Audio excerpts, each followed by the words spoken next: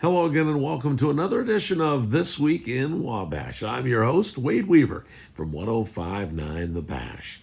This week on the show, we are going to speak with Bev Ferry again from Living Well in Wabash County. And we're going to be talking to Bev about the food pantry, what the rules are lately, and how things have been going during COVID. Also, Alex Weiner joins Mike Kiefaber from MSD Schools. Alex talks about his entrepreneurship. And also a very special segment. This week in Wabash, we'll talk with Pam Pease and Jacqueline Brown from Heaven Sent Canine. You don't want to miss this show, so sit back and relax, share this video as much as you can, and let's enjoy another This Week in Wabash.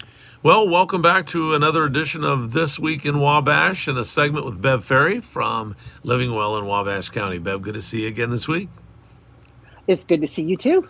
Got some great news in the Tuesday evening governor address. He kind of talked about we're going to open it up for more vaccines. By the end of March, basically, kids 16 and over will be able to get the vaccine. So that's great news. And then April 6th, the mandate for the masks will be off, but obviously there's still, hey, we'd like for you to wear them, but you're not going to be mandated to wear them. So got some good news coming. It is, and it's welcome because, people need to be able to see some progress. And when I talk to colleagues across the country, their states are not doing as well as our state has been with vaccine distribution. It is far different because I'm sure it's based on population, but it's really been well organized. At least here in Wabash, I know it's just no, it's been great. In fact, we've had folks from Fort Wayne, we have had folks from Florida flying in to get their vaccine here Seriously? in Wabash. That's a true story. Yeah, there are some family members that were struggling to get it, and so they just flew in, and then they're going to fly back in 4 weeks and get the second dose of Moderna. So no, I think the state and the city has been amazing. Kudos to Scott Long and Marilyn Custer Mitchell and Keith Walters for getting that done, and the Honeywell Center for allowing them to even have more at a time. So yeah, folks can get on right now on online. Yeah. Now rshot.in.gov, and I think there's spots available right now currently for folks that are 40 plus. And there are, and isn't that? I mean, that's great. Yeah, because that's when if that keeps going, that's how we'll get our herd immunity. Yeah. And so what we're asking for is we're going to continue doing our masks. We're going to continue doing our precautions. In the initial mandate, Governor Holcomb had mandated mask on public transit. And I don't know how this one affects it, but common sense dictates that we would continue that.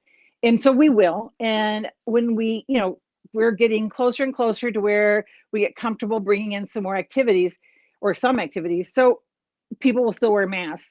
The community band is going to start practicing again in April.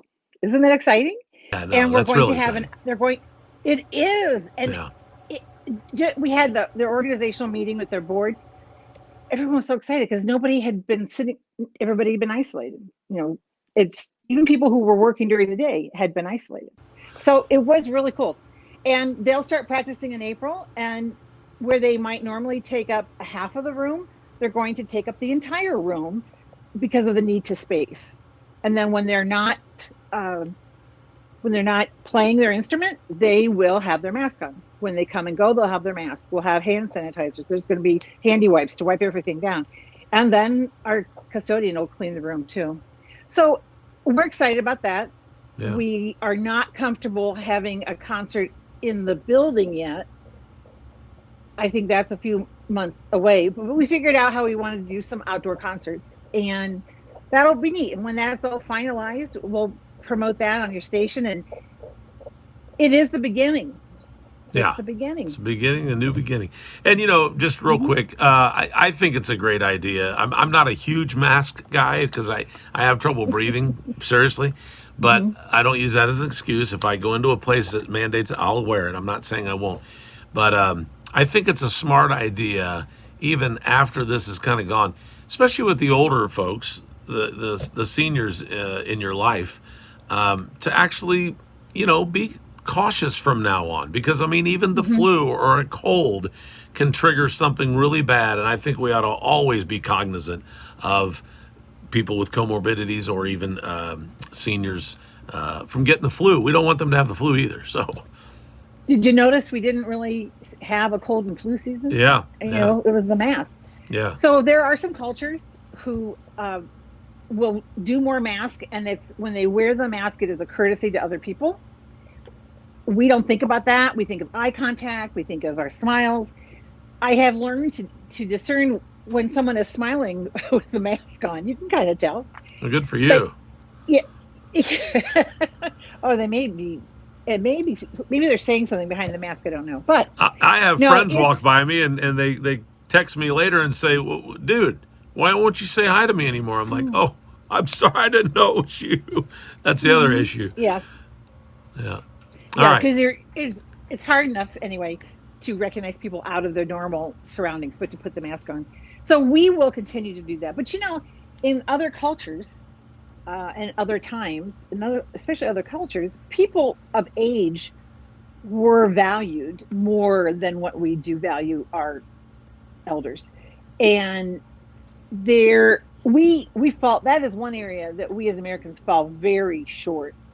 It's having people have a place to go if they're, like the nursing homes. That is not how we take care of our elders. That's is a piece of the puzzle. But having connection, do you know your neighbor 4 houses down?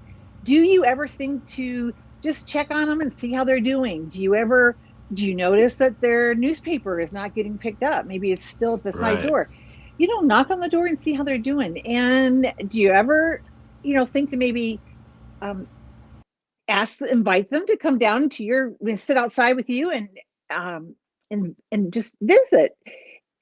We have lost our connection with people, and with COVID, it exasperated it to the point where, I mean, we're exasperated, but it just made it look like we finally could notice, wait a minute, this isn't right. The number of people who truly were isolated, I mean, truly isolated, is more than what any of us would like to think.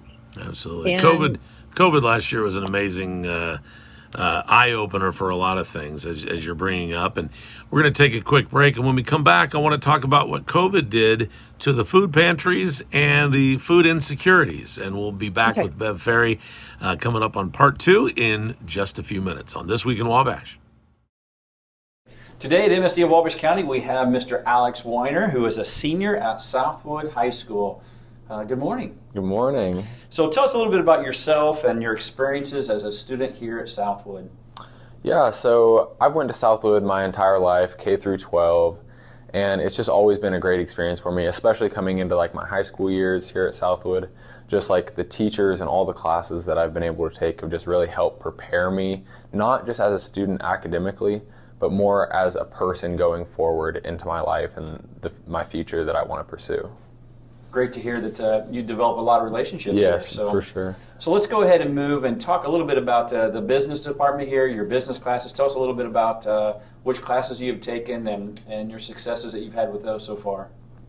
So the business department here at Southwood is really phenomenal.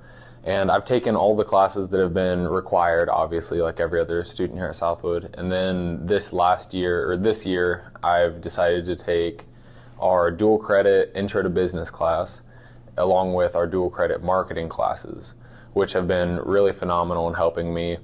The dual credit Intro to Business class has helped with everything from learning up how to start an LLC with a partnership, and then the marketing goes everywhere into the digital media marketing and everything that you need to know once you already have a business established. Fantastic. So tell us a little bit, and I have heard about your regional success with the pitch competition that you've had, or I believe it's called the Innovate Within, going along with your business that you have with Busy Bee. Yes, so yes. Tell us a little bit about that and about the competition and about your honor there and all those successes again. So Innovate Within is a pitch contest for any high school student in Indiana. And what you do is you come up with a business model, idea, an executive summary, a pitch, and then you pitch it in front of a camera, and then you turn in your video, and then from there they will select certain numbers of contestants to move on to the regionals. And the regionals is hopefully this year it's in person. We don't know yet, but it's an in-person competition where you will go in front of a panel of judges and pitch your business for a chance to win grant money and then move on to state. So being selected to go to regionals was a huge honor. I'm very excited to have the opportunity to do that. And it wouldn't have happened without the business department here at Southwood. So tell us a little bit more about Busy Bees. So I've heard a lot about it the last 2 years. I've seen you on camera doing different things. I've seen you different places. So tell us about how you got into it. What was the excitement with that? And then also the products that you sell. Where do you buy them? And then what's your future plans look like with all of this? All right, that's a big question, but we got started with Busy Bees. It's actually me and one of my best friends, Landon Topliff. He graduated from here last year. He's currently a freshman at Purdue University studying business marketing. But we got started because, well, we've just been friends forever, and we've always been trying to think of ways that we can like do things, make money. We've always had like the entrepreneurial spirit. And it just happened to be like one of the teachers that we were talking to here at Southwood had a friend that was a beekeeper. So he ended up giving us his business card, and we went out and talked to him for a little bit. And he ended up giving us a hive to get started out with because he was the president of the Beekeepers of Indiana at the time. So that was huge for us, helped us get started. It was amazing. So we got the first hive, we just kind of messed around with it for maybe a year or two. And then we eventually grew up to 4 hives, and we decided like, hey, let's maybe try to make something out of this. So we went out, we got our LLC established that summer. And then from there we grew from 4 hives, and we're currently sitting at about 26. And we're hoping to be around 150 by the end of this summer. So yeah, and right now we're currently offering, we sell local raw honey, and then we sell whipped honey, and then we sell 8 different flavors of lip balm, and then we also sell pollen, and we will be selling candles very soon. And all of those products can be found on our website, which is busybeesllc.com, and in the at the farmers market downtown Wabash every Saturday this summer. Oh, fantastic. So who was that family that helped you get started, or the teacher you were talking to here? Yeah, so the teacher that we talked to was our gym teacher, Mr. Snyder, and his friend was actually Dave Shinnefield out of LaFountain with Clover Blossom Honey. And they just won the Farm Family of the Year here in Wabash just recently. And I had the opportunity to be able to go to the Salute to Ag, and where they recognized them and actually saw your partner Landon there. So I don't know if you were there or not, or I couldn't had make other it, commitments, but it was neat to see how they were the Farm Family of the Year, and then also what you guys are doing. And it's incredible thinking about 150 hives, is what you said, is what your goal is. So that's fantastic. And it's great that we have other people in the community that help, your spirit and Landon's spirit as far as continuing this on. Absolutely. So, yeah. So, well, thank you very much, Alex, for your time today. Sounds like you have a great career ahead of you in whatever you do, along with your Busy Bees. And as always, at MSD of Wabash County, dream big and work hard.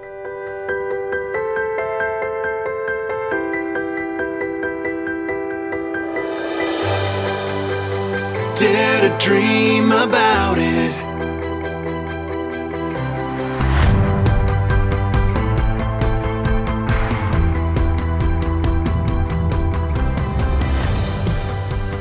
Dare to dream about it with Terrell Realty.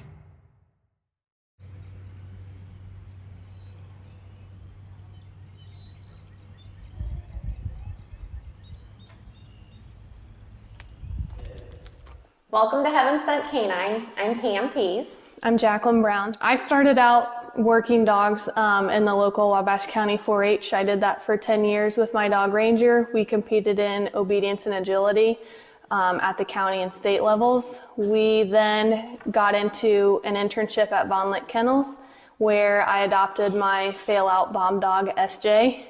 He was imported from the Netherlands, trained to find explosives.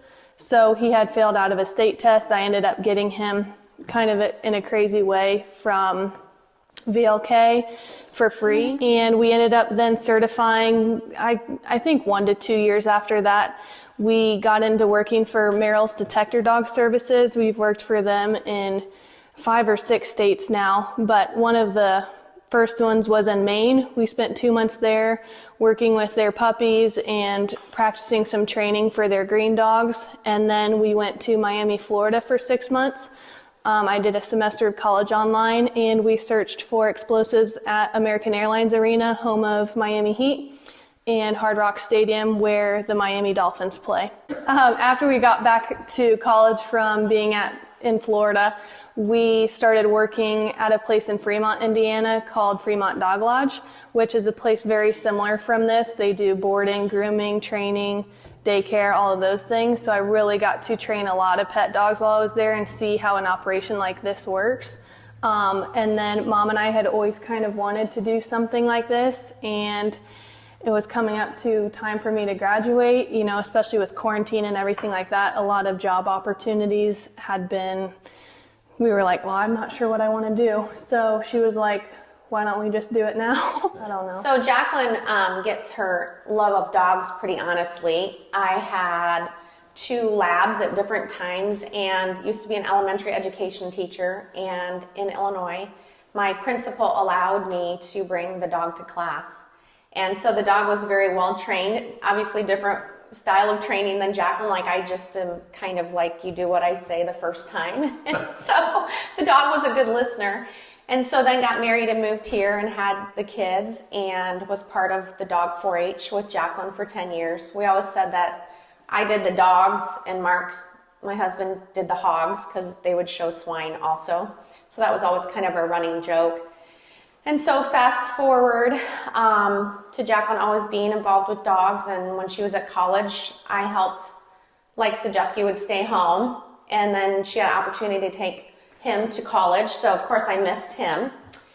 And we just kind of brainstormed, and Jacqueline had an opportunity to possibly go to Texas and work explosives there, but her and her fiance were kind of like, you know, we just really would like to stay home. And so kind of a crazy thing, this property that we built on went up in 5 tracks, and I had driven my husband over initially, and oh, I don't know, this and that, and so brought Jacqueline along, and I said, I just want you to look at these tracks, and just fell in love with this piece. And Jacqueline and I went to an auction, bought it in a year ago, November, and this is where we are. So our kennel area, we have 4-foot by 8-foot kennels and 8-foot by 8-foot kennels. Each dog has their own food and water bucket, their own cot to lay on.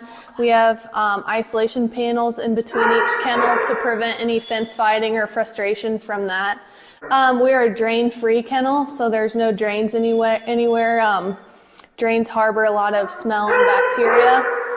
So we have machines that will spray soap and water, and then we scrub, and then it vacuums everything back up. So it's a lot cleaner that way. All dogs have vaccination records before staying.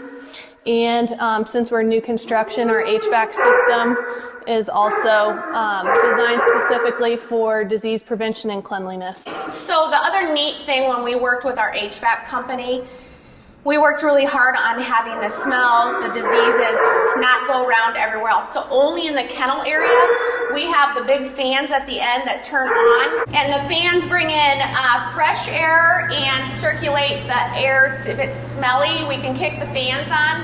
And the ductwork for this heating and cooling system in the kennel only comes in the kennel. So if you walk in the lobby, the ductwork is completely separate. And then the training room, which we will go to, has its own ductwork and its own fans. So that really helps control the smell and diseases. Yeah, it really helps keep the moisture down in here too. If we're doing a lot of cleaning, we can kick those on and it helps dry everything a lot faster, which like warm, like damp environments are where diseases spread the most. So that's why we're really particular about some of that stuff. Each dog gets place for their food and their own belongings, which we keep track of, so then nothing gets lost in the transition. This is where all of our training takes place, as well as daycare during the day, especially if the weather is kind of crummy. They can go outside to go to the bathroom, then come in here to run around for longer periods of time. We have private lessons where we can really focus on anything specific the owner wants to prioritize. We have group classes that meet in the evenings. They go through all the basic commands, as well as a lot of confidence building exercises. Those are nice because they have to work through the distractions of other people and dogs during that process. We also have board and train programs where the dogs are dropped off normally for 2 weeks. That's our most popular time frame. We can do a lot more extensive training for that. We also have day training for people who have trained with us before and they're like, okay, let's say I took a puppy class, now my dog's a little bit older, I already know your techniques and the way you train. Can you brush up the leash walking? We can do that just during the day. So a lot of flexibility on different things we can do there. We also do some bomb detection training here and there. Oh, this is Luke. Their family has a newborn that just joined the family. He is a very, very high energy dog, and he doesn't really love interacting with other dogs. So we're giving him something that's more structured where he can really exercise himself as well as really stimulate his mind, while Nichelle can work on other things like even just rock her newborn while he's on the treadmill exercising.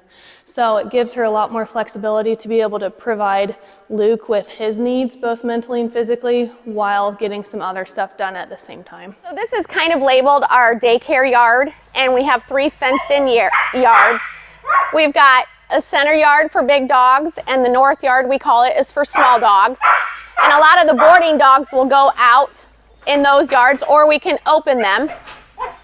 We installed turf, which was a big upfront expense, but it eliminates a lot of dirt coming in on the dogs because the dogs will want to stay up here, be by the door, and then it turns into mud. Or we looked into pea gravel, but pea gravel also can be very dusty and dirty. You know, of course, I wanted to do chain link up front because the cost is a lot less, but Jacqueline was adamant about making a solid structure, because right now we have dogs in the middle, fenced in yard, and they can hear us, so they want to come over here. So if we had chain link, they just run the fence and they want to get to each other, and it can build aggression, and it doesn't always have to be negative, but they want to be where the other dogs are, even though there could be dogs here. And so then the other positive is this galvanized that we got, dogs, you'd be amazed, dogs could jump this. So this kind of material prevents the dogs from jumping, and they can't get up on here and climb anything. So we prevented, you know, dogs getting into other areas and not being able to jump. Come here, Finster. And then we have a chemical that we can spray out of a hose to deodorize. That is not something we have to do daily. If it rains today, you know, it washes us down. And the dogs are meant to come out and use the bathroom. That's what it's for. But it stays very clean. It's very nice on their joints, too. I'm Tarina Runkle, and I'm the intern here at Heaven Sent. So this is Sky. She's a new Fidoodle. We're giving her a bath today. So it starts with just a basic brushing, you know, to get her all nice and untangled. And then we will put her in a bathtub and give her a nice little bath and clean it out, and she gets blow dried and brushed back out again. And so we can do baths and nail trims and de-shedding. So de-shedding is basically getting all of the loose undercoat or just loose hair, because most dogs shed, out from their coat. Just that way, you know, it helps prevent you know, hair all over your house, that type of thing. So how we do it was we use a special shampoo, some special brushes.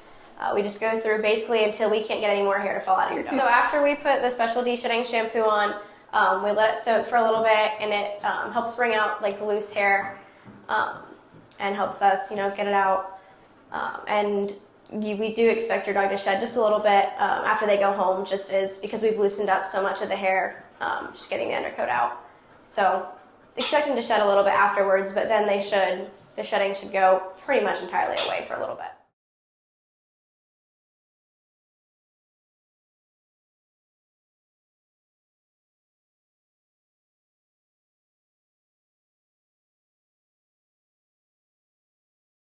We have retail products that we offer at Heaven Sent Canine, and we tried to focus on things that you can't go to the big stores and get. We can't compete price-wise with the box stores, but some of our items are unique and they sell really well. Jacqueline trains with treat rolls and people just come back consistently to get the products. We have some chew toys, chew items. The quality products are there. They come back again and again to get like the horns or the chew knuckle bones. And then we also carry quality dog food. And so we have some people that have been regulars come back and stop. We carry the Victor dog food brand. They have a few different lines that we really like. The Select series is for kind of the averagely active dog. You can rotate the proteins from beef to ocean fish to whatever else without upsetting their stomach. The ocean fish has been really popular. It has the menhaden fish in it, which carries omega-2s, which are really, really good for your dog. And then the NutriPro series is one of the best puppy foods you can get that's out there. Ever since they've existed, they've never had a recall. Their protein has a very, very high meat content, so it's nice that there's some flexibility. There's even like a senior series where we can look at the different lines and really pick what's best for your dog specifically. We have a website with a lot of different details about our services on it. It's heavensentcanine.com. You can also reach us at 260-330-5232 or by messaging our Facebook or Instagram. We also have email, heavensentcanine@gmail.com. Our store hours are Monday through Friday, 7 in the morning to 6 in the evening. Saturdays we're open 8 to 12. And then Sunday afternoon we're open 4 to 6. Our address is 5196 North, 900 West. 900 West is also known as State Road 105. That's very helpful. We're in Andrews, 46702. If you're on US 24, you would want to go north on 105 and about 2.5 miles, and we're on the west or left side of the road. Another main highway north of us is State Road 16, and we are 1/2 mile south on 105 from State Road 16. We're on the west side of the road and we're surrounded by beautiful evergreens, so our entrance is a little difficult to find, but we have a black mailbox with our 5196 address on the mailbox, so you just kind of slow down and look for that. We would love for you to stop out and tour and meet Jacqueline and myself anytime. All right, welcome back to part 2 of our conversation with Bev Ferry from Living Well in Wabash County. And part of Living Well in Wabash County, the food pantry is part of that there, Bev. Let's talk about what last year looked like and what these next few months is going to look like. We have always been able to pretty much predict or know what the local economy is based on the pantry usage. Well, with COVID, and with a lot of, there were an increased number of the mass food distributions, like weekly in our county and also just around the country, that changed what we saw. Like the statistics for last year just go out the window. And none of it follows any of the normal patterns. The people who were always poor, had to maybe get help from their families at whatever age they were. The difference last year was that their families often did not have the extra. Now, lots of people got in line for the weekly tailgates, and that's great. And that is a good way to get food out to people. But not everybody does that. And people who go to the tailgates get a lot of food. And that's a great excuse to go visit that neighbor, to share, say, I have too much, because it's legitimate. You have a lot.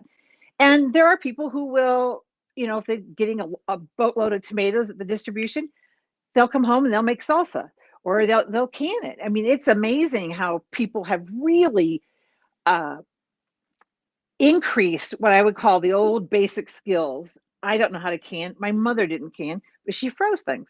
So it's amazing to see people even teaching their younger family members how to do some of those things.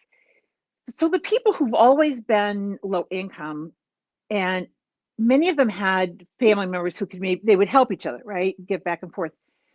But with COVID, there was limited contact. You weren't going to see your grandmother, and maybe you hadn't figured out that how you could connect. And I know some people who actually would left their, I think it was their Thanksgiving or Christmas dinner on their daughter's, and they went back home because COVID was just weird. Yeah. So with with the pantry, it also just kind of juggled things up. But the people who've always had the need still had the need. And there are, believe it or not everyone who's poor will use the government resources that are available. Many of them truly won't like apply for the the food stamps. That's just not how they were raised. That's not how they think. And so for them, coming to the pantry is maybe seen as it's a local way, local folks giving some help. And it doesn't have, for many people, it does not have the same stigma that if they were in the grocery line and checking out with SNAP. But SNAP is so much easier. All those programs so much easier to use now because it's like Yeah. it's a card. You don't have to pull out stamps in front of other people. Yeah. We encourage people to take advantage of what is offered, especially like we've had an increase in the different benefits. And the thing is, you can use those dollars to pay your bills, to stay on top of your house insurance, whatever it is. The food is something we can help them with. And that is something locally, Fish has a great program. We have a great program. There's a strong pantry in North Manchester, and like both Fish and community coverage here at the senior center allow anybody from the county to come. And the neat thing is transportation. Wabash County Public Transit has since 2008 provided free transportation to and from any food pantry, any soup kitchen, WIC, 85 Hope. And I would tell you, I think I just put it like either in this week or last week's ad. We appreciate the support that came from Chili for Charity because we had never had support for doing that. And we do a lot of rides that way. And so I wanted to also make sure that I don't know if what we're doing this year, if Chili for Charity is happening, but we utilize that and we appreciate that. I'm excited. I'm excited to announce actually that we are going to have a meeting to positively talk about perhaps a chili cook-off this year. So this is the first place anybody's ever heard that. There will be some discussions about it as far as possible. So we're excited. Mm-hmm. And for us, it was a way that your support enabled us to help people in ways that maybe nobody else would see them or would know, by the transportation. So when it comes to folks coming to your food pantry, is it available then? Yes, they just call and make an appointment. And that way they don't have to leave their car. They just pull up to the side of the building, and it's on the east side of the senior center. At their appointed time, they just pull up, and the pantry team, they come out, and usually it may just be Philip, but they come out and they load your car, and you probably get a newsletter from us in that. And it's a pretty efficient system. And the amount that people get is amazing. Like last year, we were giving people a family would leave with about 75 pounds of food. Oh my gosh. I know. Yeah. Now it's always going to vary, but that was our average last year. So the goal of a food pantry, and some people may not know, but the goal of a food pantry is to reduce the food gap. So the hunger insecurity is when someone doesn't know where their next meal is going to come. Mm-hmm. And I just can't believe that in Indiana, anybody has to go hungry. And so with our pantry, with Fish, with others, with the tailgates, if people are using those, that not only frees up their other funds to be able to pay their bills, it will provide, like they get at all three of those sources: fresh produce, fruits, vegetables. The meat will be frozen. I know, like for our pantry, we keep all the meat frozen.